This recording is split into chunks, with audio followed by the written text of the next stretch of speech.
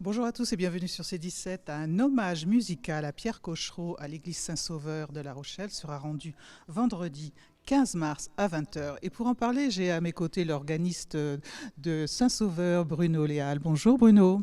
Bonjour. Alors Bruno, il va se passer, on a une invitée qu'on présentera tout à l'heure, mais il va se passer un très bel hommage. Effectivement, vendredi, donc, nous allons, les grandes orgues de Saint-Sauveur vont célébrer, fêter et rendre hommage à Pierre Cochereau. C'est le 100e anniversaire de sa naissance, il est né en 1924. C'est le 40e anniversaire de son décès, il est décédé en 1984.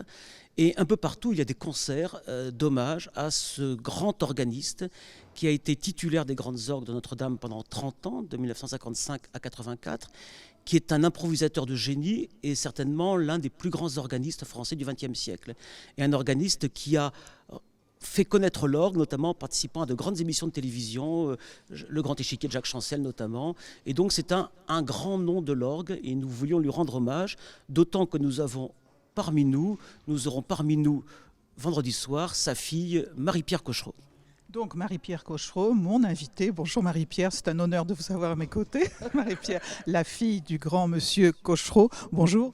Bonjour.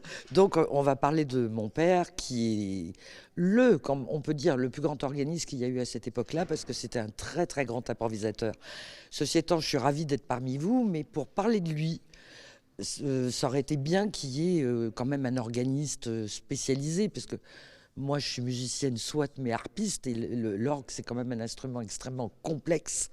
Alors justement, ce soir-là, en fonction, je ne sais pas quel genre de public il y aura, parce que si je dois expliquer toute sa vie, quand il a été vacciné, enfin bon, je blague, voilà. Mais ce que je veux dire, c'est que j'ai envie, pour le coup, étant sa fille, d'essayer quand même de raconter des petites anecdotes, des choses qui m'ont frappé, qui m'ont marqué, puis la grande chance que j'ai eue, surtout, le fait de l'avoir eu comme père, c'est d'avoir connu les plus grands musiciens de l'époque. Et je vous assure que quand on est une petite fille qui traîne dans le coin, c'est impressionnant. Certainement. Bruno, comment va se dérouler cette soirée ?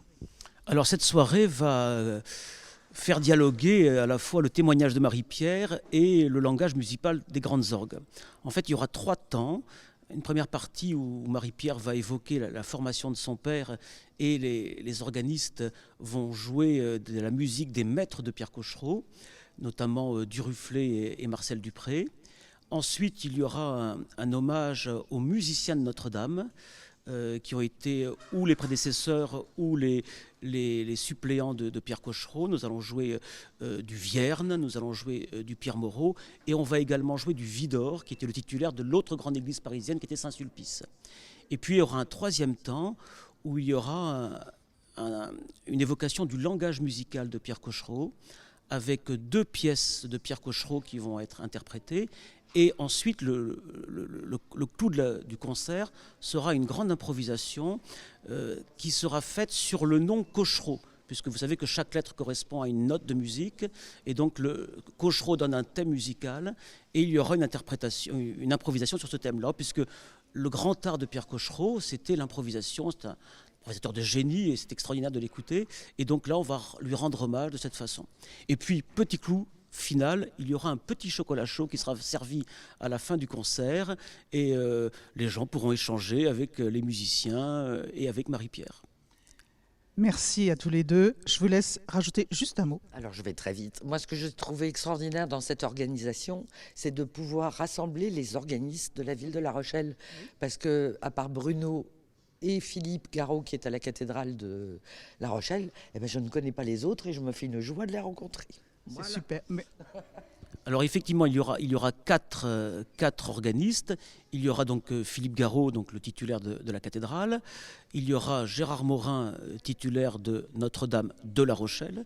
Il y aura Jean-Philippe Meignier, qui est organiste à la cathédrale de Versailles et à Maison Lafitte. Et puis, plus modestement, je jouerai également une pièce durant cette soirée. Merci à tous les deux et puis de grands musiciens et puis une belle soirée qui vous attend vendredi 15 mars à 20h à Saint-Sauveur. À bientôt sur C17.